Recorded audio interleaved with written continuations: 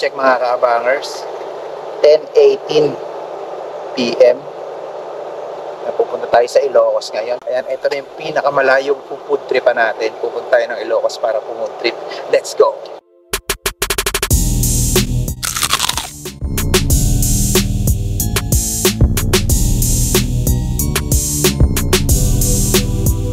(10:30 PM) from Cavite to Ilocos Sur Arc. 3 AM na tayo nakarating dito. Hindi na nga kami nakapag-video sa mga stopover at kalsada kasi sobrang dilim pa. Nang medyo lumiwanag na nga, dito na kami nag-picture-picture at konting pahinga.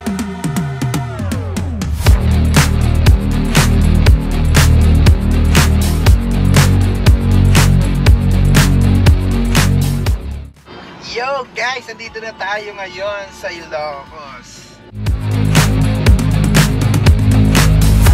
Tapos rekta tayo sa Vegan City para dito sana mag-almusal, kaso halos sarado pa lahat ng pwedeng pag-foodtripan dito. 10 AM pa daw nagbubukas lahat. Mga kabangers, nandito tayo sa Calle Crisologo. Nandito na tayo sa Ilocos. Hindi natin alam kung anong gagawin natin dito kasi biglaan yung ano natin eh. Biglaan yung punta natin dito. Kaya tingnan natin kung ano yung mga makakain natin dito sa Ilocos, kung ano yung mga pwedeng pagtripan dito. Titira tayo ng mga pagkain dito. Pagkain malulupet ng Ilocos. Let's go! Buti na lang may dumaang magtataho, pamatid gutom. Pero hindi talaga sapat ang taho lang. Kaya rekta tayo sa sikat na kainan dito sa Ilocos Sur, ang Hidden Garden. Para dito natin tikman ang authentic Ilocos bagnet at Ilocos longganisa. Sisig bagnet, daing na bangus. At ayan mga kabangers, nandito tayo sa Hidden Garden dito sa Ilocos. Ayan, titikman natin yung crispy, authentic bagnet at saka yung longganisa nila. Tara, tikman natin. Sarap. Vegan longganisa. Bagnet.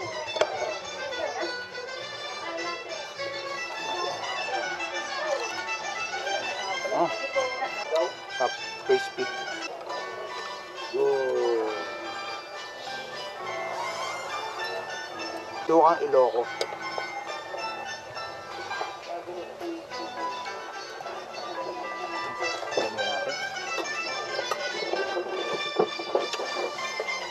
Asim.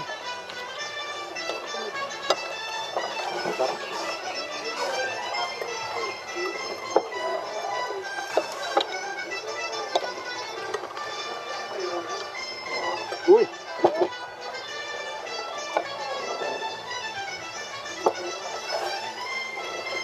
Panalo.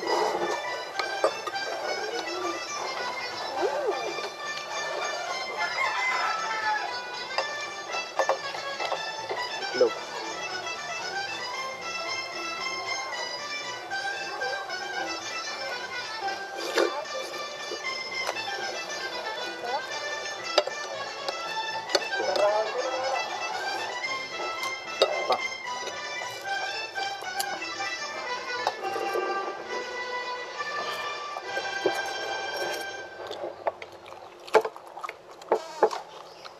Crispy. Tara, kain tayo.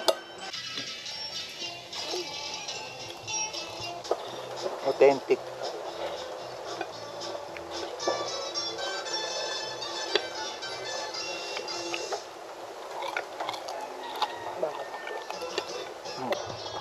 Ang mga kasama natin. Si JM naka-shade. Matapang. Sisig. Bagnet. Ito si Ter. Ito si Okra Lover. Grabe sarap ng sausawan. Sukang Iloco.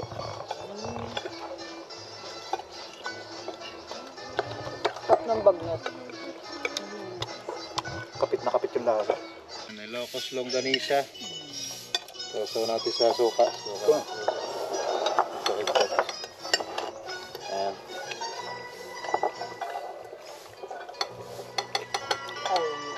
Ako nung araw.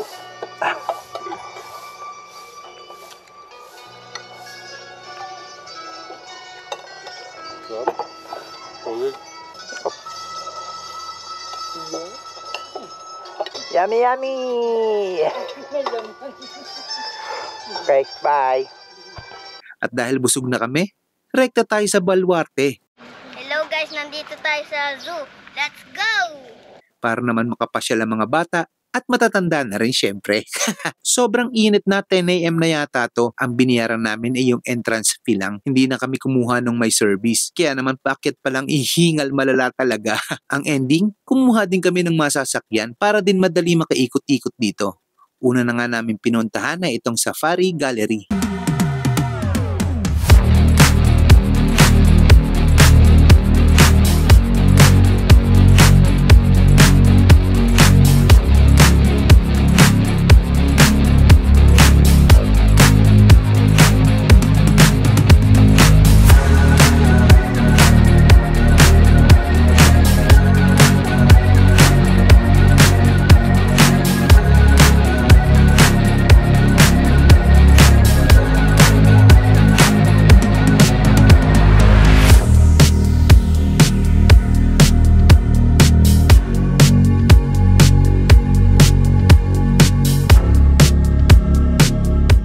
Grabe, enjoy na enjoy ang mga bata. Medyo nakaramdam na nga ako ng antok kaya dumiretso na kami dito sa pag-e-staya namin. 2 rooms pala yung kinuha namin para hindi kami siksikan. Parking space? Check. At ang maganda dito mga lodge, affordable. Day 2 mga kabangers, pupunta tayo ng dulo. Pagudpod Arc, tapos pupunta tayo ng Windmill ngayon. At saka Malacanang o Panorth.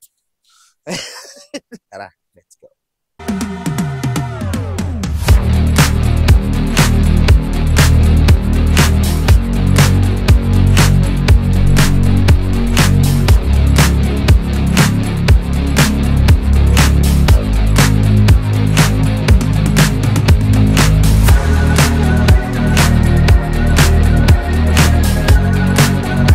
Unang kain namin ngayong umaga kay Cafelis Carinderia. Dito kami huminto dahil presko kumain at may CR. Simple lang yung kainan nila pero rock. Nag-order pala kami dito ng sinanglaw ay pinagmamalaki ng Ilocos. Sa totoo lang, ngayon lang ako nakakain ng sinanglaw pero goods na goods to para sa akin. Para siyang papaitan na maasim-asim kaya panalods.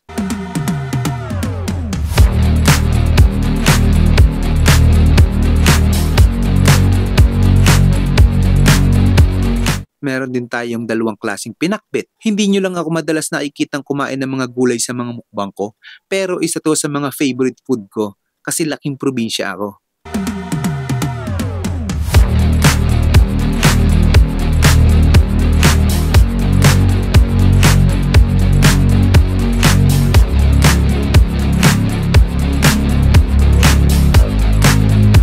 Meron din tayong igado. Itong igado, okay naman. Medyo nakulanga lang ako sa lasa. Tapos sinunod ko na yung bistek. Tapos itong minudo, eto masarap, solid.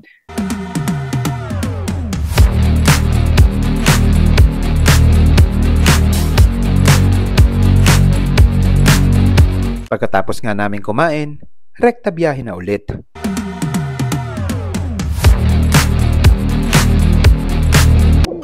Bangi, Windmill, let's go.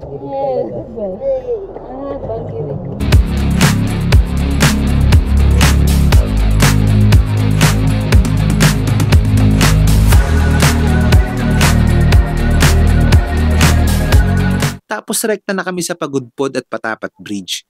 Kaso inabot kami ng ulan kaya nag-scramble na lang kami. Scramble, ang lamig.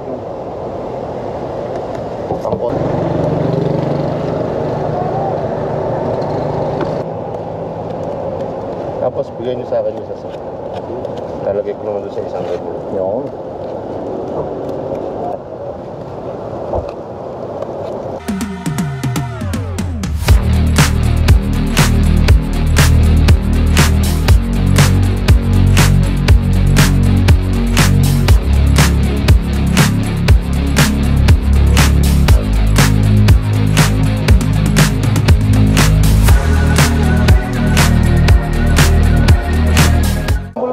Masarap po, masarap.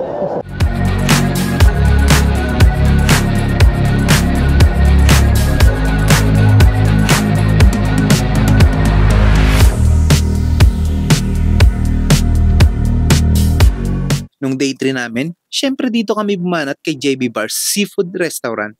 Solid dito mga lods, tingin pa lang busog ka na. Kasi sobrang dami, sa halagang 499 mo, panalo ka na. Tapos tumaan muna kami kay Irene Empanada para may food trip kami pa uwi. Medyo bitin ang 3 days namin dito. Dami pa hindi napuntahan. Sana sa susunod mas mahabang araw na para sulit. O paano? Hanggang susunod nating food trip. Paalam!